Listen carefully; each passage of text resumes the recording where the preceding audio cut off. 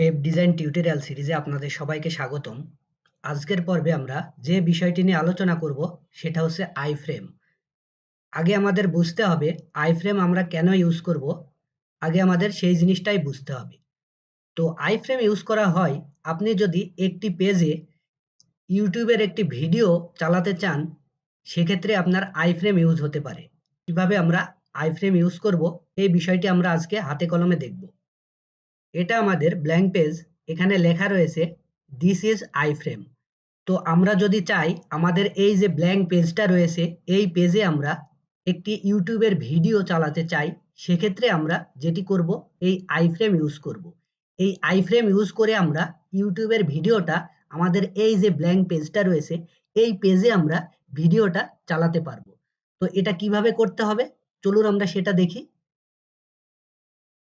আইফ্রেমের জন্য যেই জিনিসটা করতে হবে সেটি হচ্ছে আইফ্রেম এই নামে একটি ট্যাগ রয়েছে। সর্বপ্রথম আমাদের আইফ্রেম এই ট্যাগটা ইউজ করতে হবে। এই ট্যাগের মধ্যে আমরা আমাদের ইউটিউবের যে লিঙ্কটা থাকবে সেই লিঙ্কটা আমরা এর মধ্যে দিয়ে দিব। অর্থাৎ আমরা ইউটিউবের যেই ভিডিওটা আমাদের ব্ল্যাঙ্ক পেজে চালাতে চাই সেই লিঙ্কটাই আমরা আইফ্রেমের মধ্যে দিয়ে দিব। সর্বপ্রথম আমরা যেটি করব আইফ্রেম এই কথাটি লিখব। দেখুন এখানে আমাদের একটি আইফ্রেম নামে ট্যাগ চলে আসলো। এর সাথে যেটি আসলো সেটি হচ্ছে সোর্স নামে একটি অ্যাট্রিবিউট আসলো।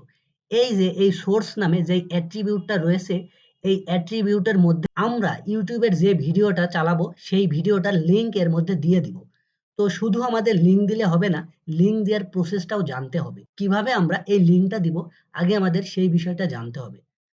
তো আমরা যেহেতু আমাদের ইউটিউবের একটি ভিডিও আমাদের এই যে এই ব্ল্যাঙ্ক পেজটা রয়েছে এই পেজে আমরা চালাবো, সেক্ষেত্রে আমরা যেটি করব এই যে শেয়ার এই যে বাটনটা দেখছেন এখানে আমরা ক্লিক করব।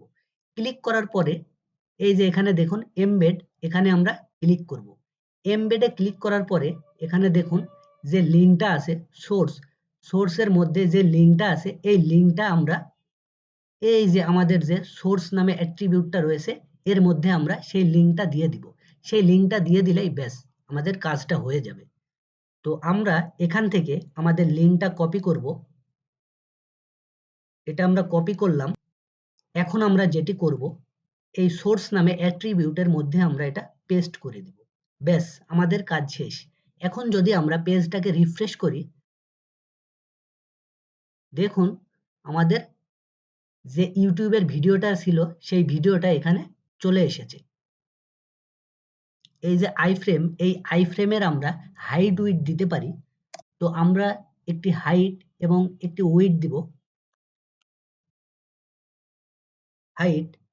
আমরা হাইট দিব 300 পিক্সেল। এরপরে আমরা একটি উইডথ সেট করে দিব। উইডথ আমরা দিব 500 পিক্সেল। 500 পিক্সেল। এখন আমরা যদি আমাদের ব্রাউজারটাকে রিফ্রেশ করি তাহলে দেখুন কি ঘটে। দেখুন আমাদের ইউটিউবের যে ভিডিওটা ছিল সেটা হাইট উইডথ আকারে সেট হয়ে গেছে। আমরা যে হাইট উইডথ দিয়েছি সে হাইট উইডথ আকারে সেট হয়ে গেছে। এখন যদি আমরা আমাদের এই ভিডিওটাকে প্লে করি তাহলে দেখবেন ভিডিওটা চলবে। দেখুন আমাদের ভিডিওটা চলছে।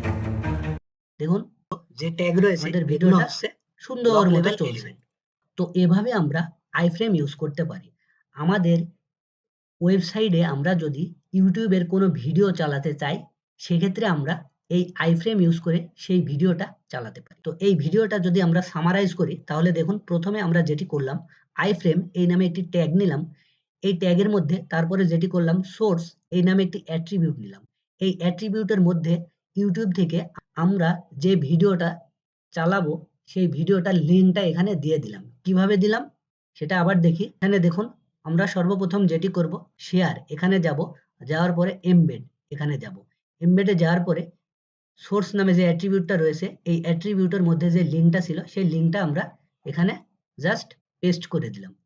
এটা যদি আপনি অন্যভাবে করেন, এই যে এখানে পুরো যে আইফ্রেমটা রয়েছে এই আইফ্রেমটাকে আপনি যদি কপি করেন, এই যে কপি দেখুন, এই কপি করেন, কপি করার পরে আপনি যদি এখানে পেস্ট করে দেন সরাসরি, আমি এখানে H2 ট্যাগ নিলাম, কিছু টেক্সট দিলাম, দিস ইজ আইফ্রেম টু।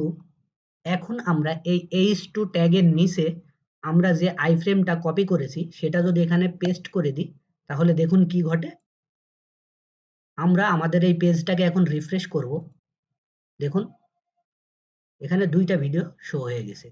তো আপনারা ইউটিউব থেকে সরাসরি আইফ্রেমটাকে কপি করেও আপনাদের ওয়েবসাইটে নিতে পারেন, বা আইফ্রেম নামে যে ট্যাগ রয়েছে এই ট্যাগটা ইউজ করে আপনারা ইচ্ছামতো হাইট উইডথ দিয়েও ইউটিউবের ভিডিওগুলো চালাতে পারেন।